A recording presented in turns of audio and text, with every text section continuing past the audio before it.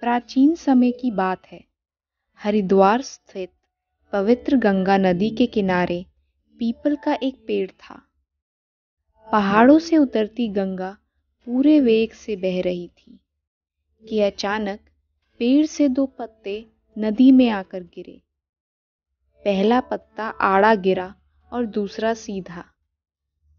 जो आड़ा गिरा था वह अड़ गया।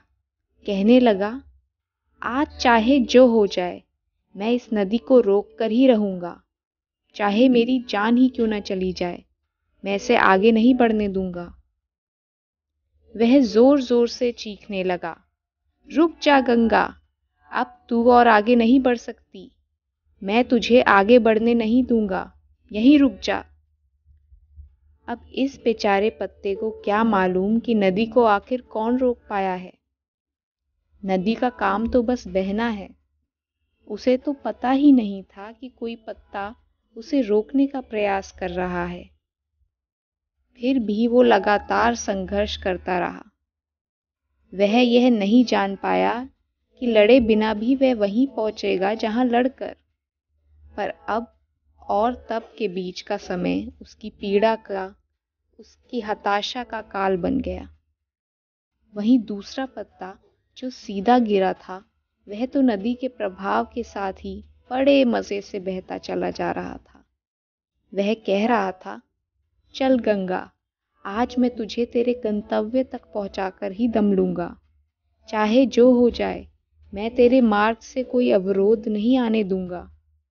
तू चिंता मत कर, मैं तुझे सागर तक पहुंचाकर ही रहूंगा। नदी को इस पत्ते का भी कुछ नहीं पता था। वह तो अपनी मस्ती में सागर से मिलने के लिए दौड़े चले जा रही थी। पर पत्ता तो आनंदित था।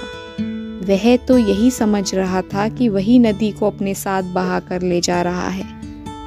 आड़े पत्ते की तरह सीधा पत्ता भी नहीं जानता था कि चाहे वो नदी का साथ दे या ना दे, नदी तो वहीं पहुंचेगी जहां उसे पहुंचना है। पर अब और तब के बीच का समय उसके सुख का समय बन गया। इस सृष्टि का काम है चलना। उसको कोई मतलब नहीं कौन उसकी वजह से आहत हुआ या कौन प्रफुल्लित। आप हो या ना भी हो, तब भी यह संसार चलता ही जाएगा। आप कुछ भी नहीं कर सकते। पर हाँ, आप कैसे इस संसार में अपना समय गुजारना चाहते हैं, यह फैसला लेने के लिए आप स्वतंत्र हैं। या तो आप लड़ सकते हैं, शिकायत कर सकते हैं। इसमें आड़े पत्ते की जीवन की तरह दुख और पीड़ा के अलावा कुछ नहीं मिलेगा। या फिर आप स्वतंत्रता को ईश्वर के प्रति समर्पित कर दें और सीधे पत्ते की तरह खुशी खुशी अपने गंतव्य तक पहुँचें।